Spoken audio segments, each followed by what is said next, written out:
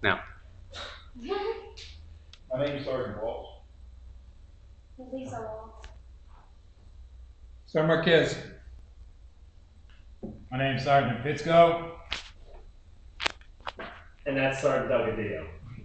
Cool. Today, thank you all for coming. Today I'll give you an important speech on the Battle of Agincourt. And most of you obviously don't know anything about the Battle of Agincourt, so this should be very educational.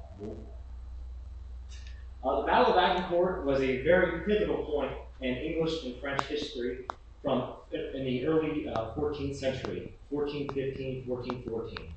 And because of this, people like Joan of Arc came along, and also French identity came a little later, but before that, English identity was formed to be much more pivotal and important at that time period.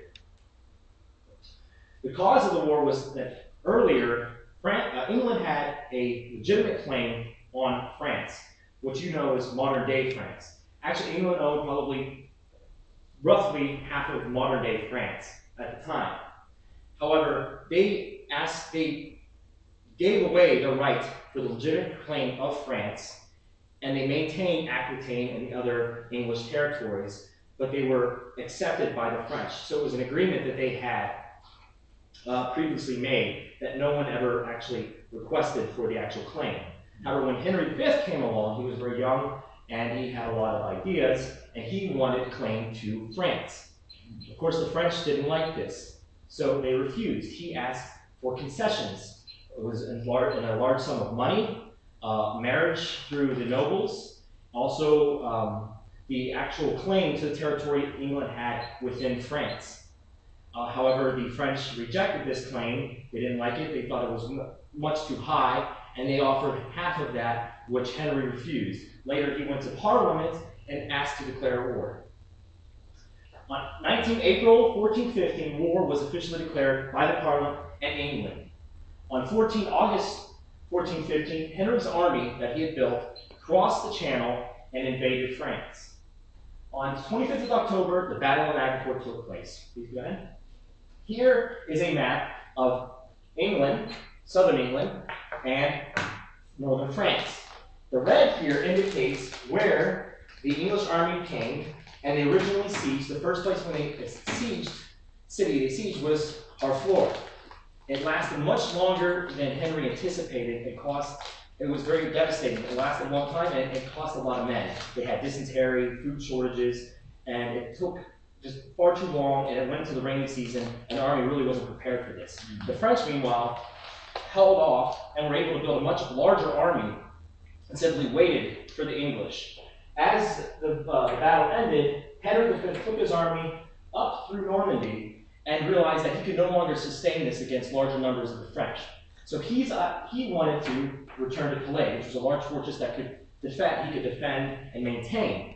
But the French were shadowing his army all the way through, which explains why he marched in such a sporadic form all the way up to Calais.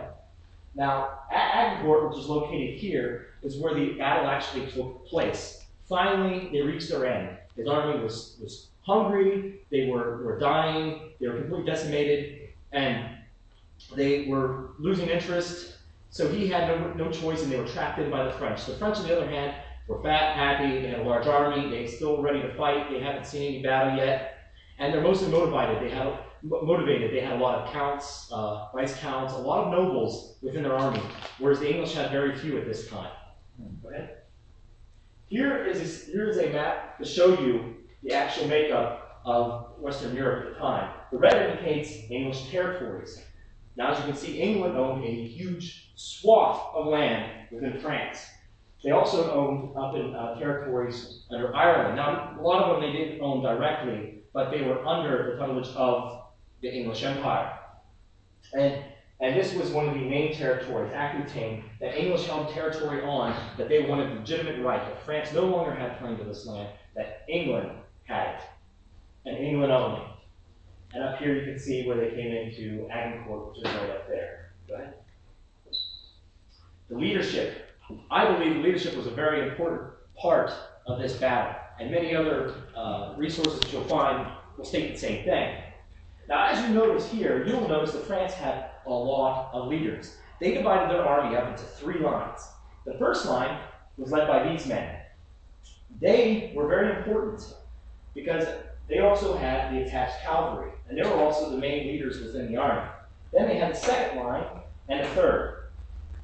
For the English, though, you only see 4 people. You had York, Henry, Lord Moyes, and Erpingham. Now, Erpingham was probably the most important figure here other than Henry himself, because he was in charge of the archers. The English army was largely archers, and also their style of fighting up to that point, and many battles that they won were because of them. Go ahead, please.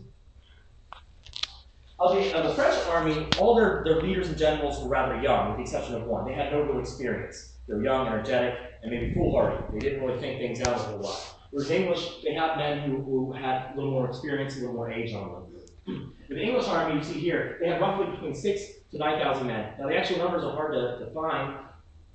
They vary, but for the most part, 6,000 to 9,000 is a pretty good estimate for the English army. Most of it, as you see, 5, 6 were longbowmen. A large majority of the English were actually just archers, which, if you would think, would be rather difficult to win. So it was very important that they didn't attack, but they defended. Here in France, you had 36,000, this is off Wikipedia, however that's wrong. It's roughly between 20 and 30,000. I mean, it could be 36, but most best guesses were between 20 and 30,000 men. And they had men-at-arms, knights. They had heavy armored men to fight. They were prepared for hand-to-hand combat. They could smash through. However, it's important to keep in mind that overall, the main thing you learned from War College at that time was that in war, it's the army that does not move, the army that stands and fights, is the army that's more likely going to win. Please. Here is the map of the battle. 2 tree lines, narrow gap. English was originally here. They realized what they could do. Henry pushed up. They put pikes so that the English cavalry and heavy arms couldn't get through. And they lined them with their bowmen and men-at-arms, which were infantry. And on the edges, they put their archers. Now, it's important to remember, too, the terrain and the weather. This time was more of the rainy season. They just plowed their crops. So if you had heavy armor, it was known to actually, you were to fall into your shins and even your knees into the soil. And be devastating to such a heavy army the French had that they didn't think about. Okay? Here's another schematic. Same thing. They pushed through and they were repelled. All that English did was they pushed in from the sides and they boxed them in. They said at one point the French were so boxed in, they had so many men they pushed in that they couldn't even move their arms, and in most cases they just fell over and were trampled on to death. And with the heavy armor, once they were down in the mud, they couldn't get back up. They compared them to giant sea turtles. Once they were on the shell, they just waited to be killed. Okay. Key factors: weather, terrain, and unit types. The weather key factor because of the rain, the moisture, and the fact that the units would push in and would be sucked into their knees. The terrain, the narrow gap that Henry pushed them for, because Henry managed to provoke the French army into attacking by sending archers up to agitate the French, to convince them to attack the English army. And it was very pivotal for his victory. And the unit types. In this style, this specific situation, the archers deemed to be the most efficient and effective fighting tool they had. It was much better than any men of arms or knights you could use at the time, and it clearly showed by victory. Okay? The aftermath. As stated down here, the objective was fulfilled originally by Henry V. However, his army was in such a bad state after the battle that he had to retreat up to Calais and later back to London, where people were waiting for him and rejoiced, and it was a great victory for England. And at the time, as for monarchies, the royal family had a legitimate right to the crown of England, and not only that, a legitimate right in France now. No one could deny that anymore. And as part of the negotiation, as it says here, the Treaty of Troyes, the regent and heir of the French throne, he was cemented in a marriage with Catherine of Valois. And this was important too, because it gave him another right to France, what was left over as France. And other negotiation was as if the Dauphin, or whoever died first, the Dauphin or Henry V, the one who lived longer would inherit France. Well, unfortunately, Henry V died first, so he never got to inherit it. However, when he did build his army, the French did, in fact, continue to invade, and they got all the way to Orleans. Orleans was significant because it was the last fortress the French had to defend. At that point, their back would have been broken. There would have been nothing there to stop the English army. They had completely consumed all of France. Unfortunately, many of you probably know who this individual was. Joan of Arc came up shortly later and managed to unite all of France together and push the English out. But this was a very pivotal moment for England because it united the country.